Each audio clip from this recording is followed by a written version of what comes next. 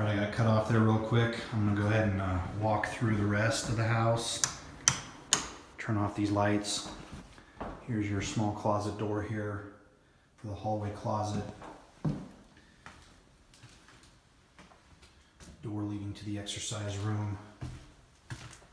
Light's really good in here right now, so you can see this nice trim work that we have in here.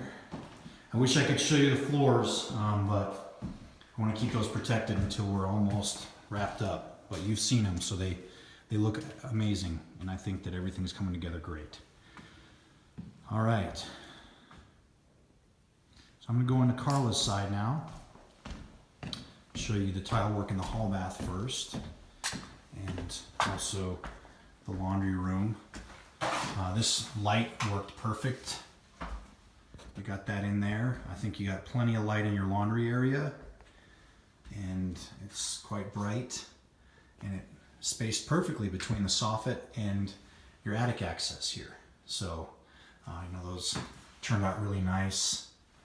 These soffits work really well with the cabinets that we have. And then we'll be working on getting this Formica templated next week.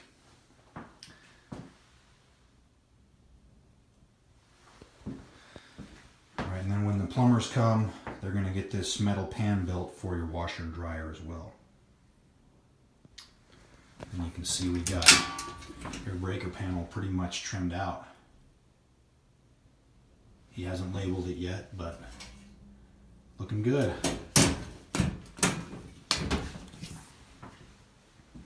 All right. I'll just save the best for last. Carla's bathroom. Tile work, your baseboard, your deco, window trim. Here's your light that Dario's going to be putting in early next week for this bathroom. And show you, it's really bright in here, so let me see if I can block that. Again, you can see the grout cleanup we need to do, but I think it's turning out really nice. Here's another example of the detail here on that bullnose detail. I think it's looking really good. All right, let's see here. We do have a light bulb in the shower, and I do have this on as well. I think the wind is hitting this vent right on it, so you can kind of hear the wind blowing through that right now. It's pretty windy outside. You can see right here where we had to punch back some drywall to get the tile to work. We'll be patching all this before we do our final paint touch-up. And so if you see any of that during the video, just know that that's going to be taken care of. There's your vent at its maximum noise level. All right.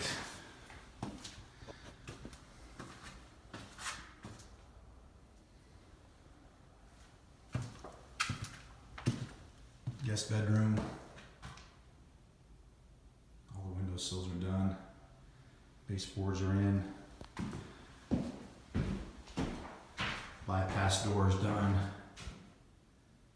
Looking really good.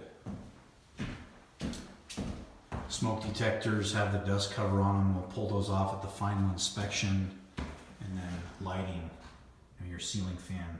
Looks really good in here. And I believe they're working. Yeah. So I've got remotes for all of them, and they're all working right now. So got the lights on, and I think these lights in the fans are dimmable. They come with a remote that can dim them. I think you can bring the level of light up and down on these fans. All right, the middle bedroom / office. Dick Eustace hasn't been here yet. You can see his trim is not done, but he's supposed to be here next week. And here's your trim the bypass doors in here.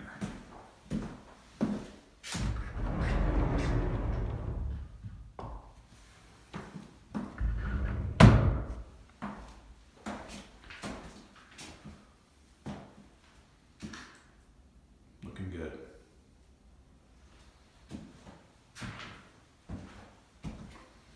This fan, same fan.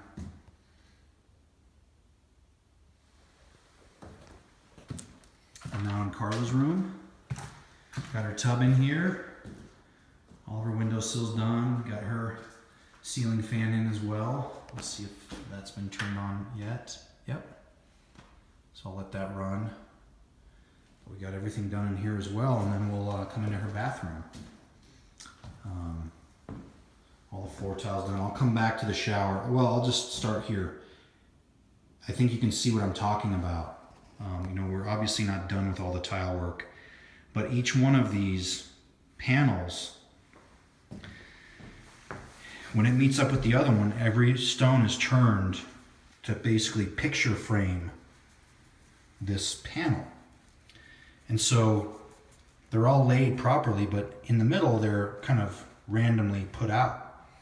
And so even if these panels were staggered, which is something I discussed, you're going to have this pattern that's noticeable in these pebbles. And so usually there's a little bit of an interlock that they put into it so that, you know, you can orient each panel to lock in at more of a random pattern with the adjacent panels. And these are done differently, we realize, with, you know, with the kind of a picture frame around each panel that meets up with the same oriented. And you can kind of see here there's a piece that sticks in, but most all of them are, you know, in line with each other. They're not random. And so it pops out at you more when you look at it. And I think it's going to feel really good. I want to know that, I want you to know that I want to make this right. I want to make sure that you guys are happy with this and think about this some more. You know, it's a small floor. We don't, you know, if we end up redoing some of this work, it's not a big deal. We have time to do that. I just wanted to bring that up and show you it's a beautiful, it matches everything really well, but you have this pattern that's visible that might not appeal to you. And that's one of the first things I noticed, but it really has to do with how these are made. And so I'm still exploring some options. You know, I had a chance on Friday to talk to Matt and Fawn really quickly about this, but you know, we can talk more about this on Monday. These are the kind of things you deal with when we're coming up to the finish stage. So, you know, I just wanted to show you that we got this done as well. You know, your deco tile, got some more grout cleanup to do in there, but that looks really good. And then I'll show you the tub deck.